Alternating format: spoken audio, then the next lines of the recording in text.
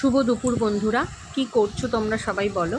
আমার খাওয়া দাওয়া কমপ্লিট, বাট অনেকক্ষণই কমপ্লিট, বাট কাজকর্ম এখনও একটু আধটু বাকি আছে। তো আমি আজকে দুপুরবেলা রান্না করেছিলাম, অনেক দিন পর একটু রান্না করলাম।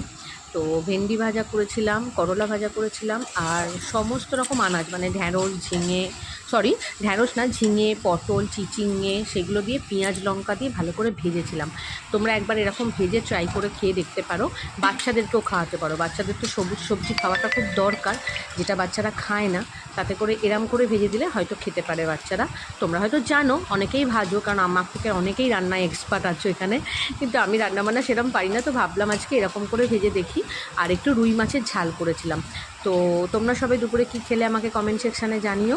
আমি আজকে এটাই করেছিলাম, ভাত, রুই মাছের ঝাল, ঢ্যাঁড়স ভাজা, করলা ভাজা, আর ওই সবজিটাকে পেঁয়াজ দিয়ে ভাজা। দেখো আমি ভাত বেড়ে ফেলেছি। তো এই সবজি ভাজাটা কিন্তু খেলে অনেকটা পুষ্টিও